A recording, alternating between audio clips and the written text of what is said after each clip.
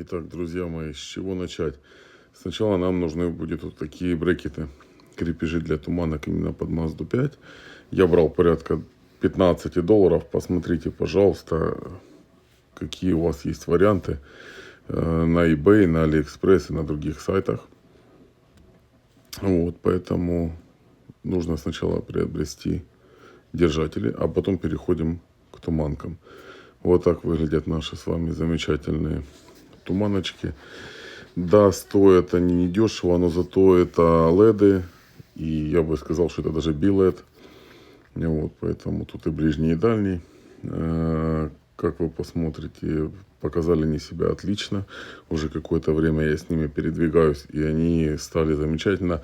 Чуть-чуть нужно было подрезать вот эти вот купленные крепежи, для того, чтобы опустить туманки ниже. И они были с четкой СТГ. Вот, и не светили вверх.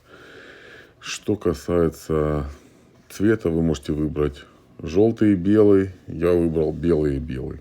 Желтый я не сильно не люблю, но тут уже, как говорится, на вкус и цвет. Вот вам схема подключения. Всего 3 провода. Общий минус. Один подключается в разъем. Я купил разъемы с Али и подсоединил разъемчики. Обычные, кстати, разъемы, как на ксеноновых лампах. Поэтому вы можете найти их без проблем, чтобы они стали болтом. Вот так немножко нужно подрезать брекет для того, чтобы лампа сдвинулась влево. И вот такую красоту мы с вами получаем на выходе. Вот так у нас процедура проходит установки. Итак, друзья мои, снял, отщелкнул просто вот эти вот крепежи. Вот так выглядит у нас с вами вот этот крепеж. Мы докупали. И туманочка. Туманку сейчас я покажу на другой. Там нужно чуть-чуть наискосок перекрутить крепеж и переставить его в обратную сторону. Сейчас посмотрим, если по высоте. Вот эта регулировка по высоте. Сейчас покажу. Вот эта регулировка по высоте. Вот она. Вот она. Она упирается. Если что, надо будет этот кусочек подрезать. Но я надеюсь, что все будет чики-пуки. Сейчас надо будет разъем накружить. И в принципе будем проверять. Так, друзья мои, что касается туманочек. Вот наша с вами кнопочка.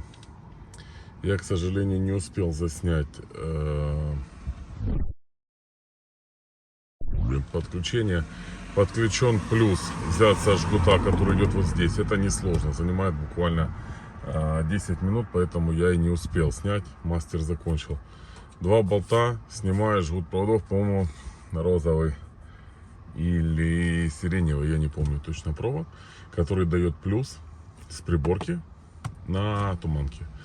К сожалению, лампочка не загорается, туманок, не знаю почему, но так как в этой машине есть полная подготовка под туманки и реле уже установлено, то нам нужно было просто найти плюс, подключить кнопку, и на проводах, которые выходили на места туманок, уже появлялся сигнал на включение.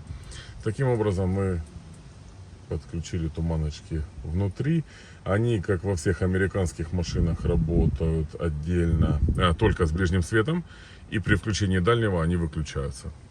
То есть вот так вот. Если вы хотите подключать их под габариты, это немножко другая процедура. Вы просто ищете тогда ключ зажигания, ключ АЦЦ, сигнал с ключа имеется в виду. Вот, и подключаете его на подсветку, для того, чтобы можно было включать, когда у вас только габариты. Вот, друзья, ну теперь смотрите, что получилось. Я вам хочу сказать, что светит очень даже ничего. Немножко высоковато. Дальний еще хер его куда светит. Надо выставить. Но ближний нормас. Я думаю, что нормас. Надо подрегулировать, и будет отлично. Ребят, ну вот он. Это у нас одни ПТ. Чуть-чуть высоковато, нужно чуть опустить их. Ну, вот. Дальний надо выставить. Вот. Но ближний просто по-царски работает. Только одни туманки. Сейчас свет закрытый покривалами.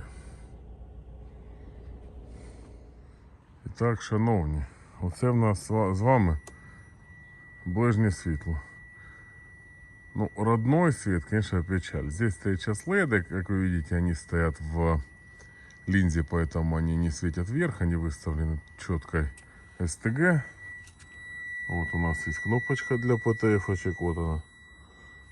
Я ее нажимаю, и у нас случился день. Разница, конечно, колоссальная. Поэтому данные туманки однозначно рекомендую. Сейчас мы их подстроим чуть-чуть ниже завтра, для того, чтобы они не светили в глаза. Вот. Ну и дальник, вы видите, то есть светит немножко вверх. Он должен светить по земле, как раз будет отлично. Просто отлично. Вот, друзья. Вот такая вот у нас с вами установочка.